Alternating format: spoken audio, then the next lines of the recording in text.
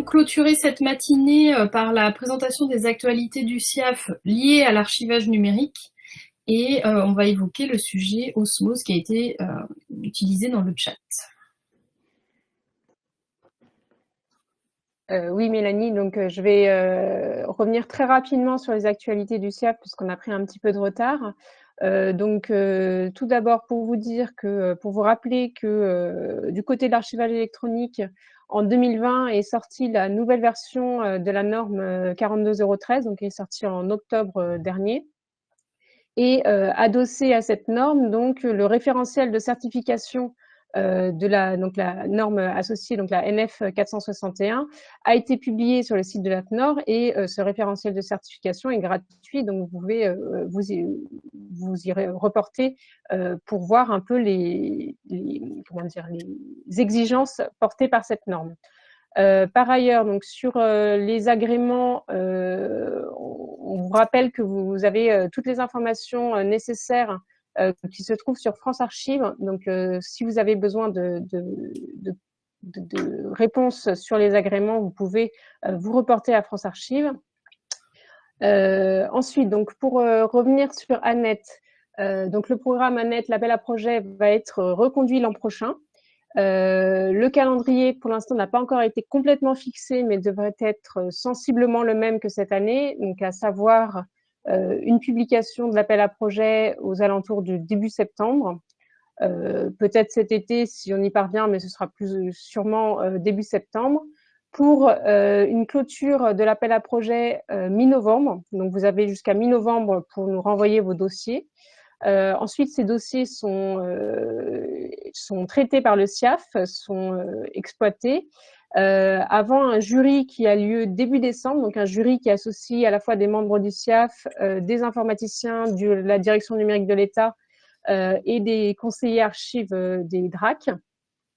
Et donc ce jury se réunit pour décider de retenir ou non les projets, du montant, pour décider également du montant qui est attribué au projet retenu, et ce qui permet ainsi au projet retenu d'avoir la réponse à peu près fin décembre pour pouvoir démarrer donc dès début janvier, sachant que donc les projets ANET sont soutenus donc sur l'année, donc là ce sera pour la prochaine édition, ce sera soutenu pour l'année 2022 pour des projets qui peuvent se dérouler sur un an et demi, voire 2 ans.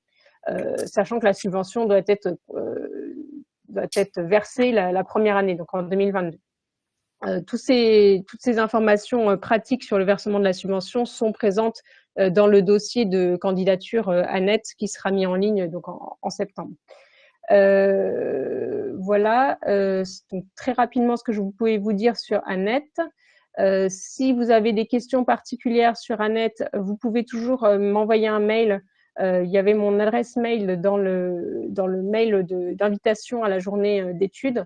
Donc, vous pourrez toujours m'envoyer un mail, il n'y a pas de souci. Et ce sera à la fin du PowerPoint également. Je vais également vous montrer très rapidement à quoi ressemble donc la plateforme collaborative Osmose que le SIAF a ouvert ce dernier mois. Donc, cette plateforme collaborative, voilà, est ouverte à tous les services publics.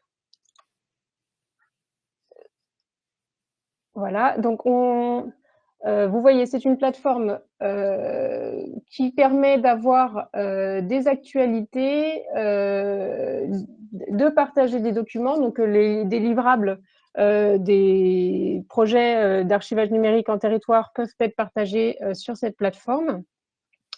Il y a également un espace d'échange pour poser des questions sur les projets, par exemple, pour partager les réussites, les difficultés.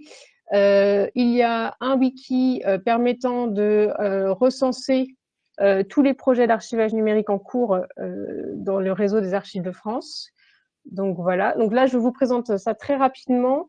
Donc si vous êtes intéressé par cette plateforme, alors on va créer des comptes à tous les participants au webinaire, à tous les participants qui ont fourni une adresse professionnelle nominative tous les participants appartenant à des services publics, puisque cette plateforme est réservée aux services publics.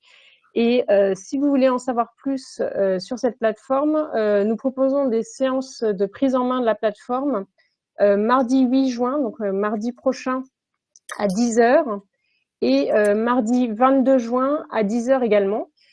Pour se rendre sur ces séances de prise en main, donc ce sera le même lien que celui qui vous a été envoyé pour ce webinaire, pour cette journée d'échange et de restitution. Voilà, donc si vous avez des questions particulières sur la plateforme, vous pouvez également écrire un mail à l'adresse mail collaboratif.siaf@culture.gouv.fr, donc qui est l'adresse générique pour cette plateforme. Voilà, je ne sais pas si j'ai oublié quelque chose, Mélanie. Donc pour la présentation plus générale de la plateforme, on fera ça lors de la des séances de prise en main pour ne pas trop dépasser. Voilà, c'est ça. Donc sauf, bien sûr, si vous ne souhaitez pas bénéficier d'un compte, vous pouvez nous le dire et on ne créera que pour les gens qui sont intéressés.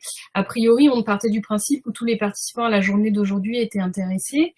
J'ai ajouté l'adresse collaboratif.siaf dans le chat, ainsi que les références, donc le lien vers la page France Archives pour le tiers archivage et la page vers le site AFNOR sur la certification. Voilà, donc l'objectif c'est de pouvoir un peu, comme ça a été le cas ce matin, il y a eu des échanges dans le chat entre les participants, c'est de pouvoir un peu pérenniser ce type d'échange grâce à l'outil collaboratif. Et on voit bien que sur l'archivage numérique en particulier, c'est vraiment très, très important.